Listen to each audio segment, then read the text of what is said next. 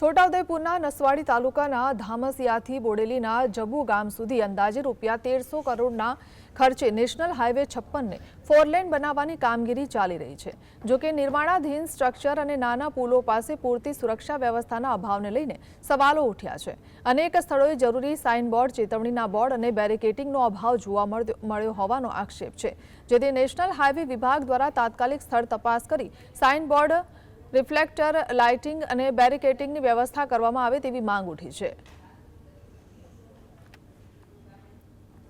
નસવાડી તાલુકાના ધામસિયાથી જબુ ગામ સુધીનો ફોરલેન રસ્તો બની રહ્યો છે 1300 કરોડના ખર્ચે, પરંતુ અધિકારીઓની અણઆવડત અહીંયા દેખાઈ રહી છે। આપ તસવીરમાં જોઈ રહ્યા છો, બે પુલ બની રહ્યા છે સામસામે, એક જ રોડ ઉપર એક જ જગ્યા પર બે પુલ બની રહ્યા છે। ત્યારે આ જે પુલની નીચે છે પાણીનો નિકાલ નથી અને કેનાલની ઉપર પુલ બનાવવામાં આવી રહ્યો છે।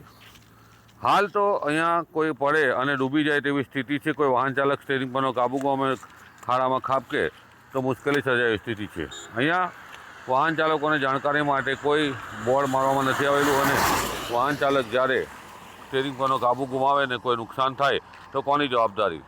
રફીક ધણીવાલા, GSTV, છોટાઉદેપુર।